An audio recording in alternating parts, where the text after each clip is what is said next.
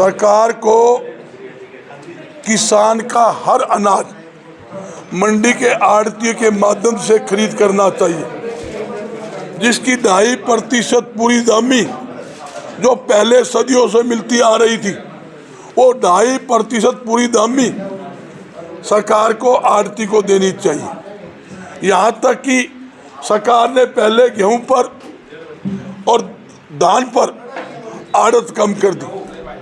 अब कई आइटम जैसे सरसों, सूरजमुखी, चना, बाजरा, मूंग आदि आइटमों पर सीधी परचेज करने का काम किया है। इससे आड़तियों को आड़त नहीं मिलेगी, जिसके कारण हरियाणा के आड़ती, व्यापारी, किसान, मिलर, मजदूर, मुनीम, ट्रांसपोर्टर सभी में बड़ी भारी नाराजगी है।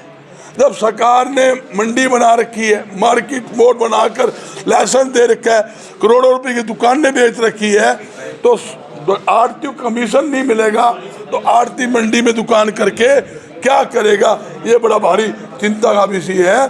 सरकार द्वारा सरसों की परचेज आड़ती के माध्यम से ना होने, गेहूं में पैसे कम करने के कारण आड़तियों में बड़ा भारी सरकार के प्रति नाराजगी है। और यहाँ तक कि जो घटती का मामला है, अनाज के अंदर घटती जो आएगी, घटती का पैसा आड़ती का नहीं करना चाहिए। घटती का पैसा सरकारी खरीद एजेंसी के अधिकारी या उठान वाले ट्रांसपोर्टर है, उनसे सरकार को रिकवरी करनी चाहिए। ये हमारी मांग है। और सबसे मेन बात क्या है, आज व्यापारी, आड़ती जो करोड़ों रुपए दुकान पर लगाकर काम कर रहा है, करोड़ों रुपए दुकान मोल ले रही है, भाई उनके पास काम नहीं है। सरकार को सोचना चाहिए। सरकार व्यापार व उद्योग को बढ़ावा देने की बात कर रही है, मगर सरकार व्यापार व उद्योगों को ठप करने में लगी हुई है। यहाँ तक कि आज सरकारी मंडियाँ बंद करने पर तुली हुई है। बड़े बड़े घरानों को लाभ पहुँचाने के लिए अनाज, सब्जी, फल के व्यापार पर उनका कब्जा कराना चाहती है। ये सबसे मोटी बात है। वो किसी कीमत पर हम होने नहीं देंगे। उसके लिए जो हमने करना होगा हम करेंगे। कटौती के पीछे मंशा क्या सरकार की? सरकार की कटौती का मंशा ये है कि मंडियां बंद हो, सरकारी मंडी बंद होगी तो पैरेलल में प्राइवेट मंडियां बनेगी।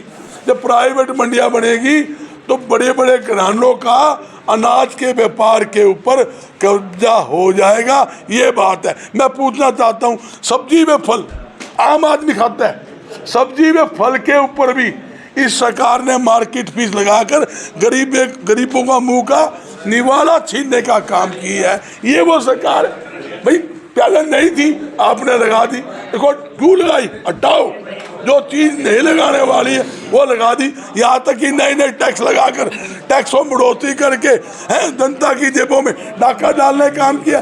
जब से देश आज़ाद हुआ है तब से अब तक कपड़ा, दूध, चीनी, आपके सामने लस्सी, इन पर टैक्स नहीं था। सरकार ने उन पर टैक्स लगाने का काम कर दिया।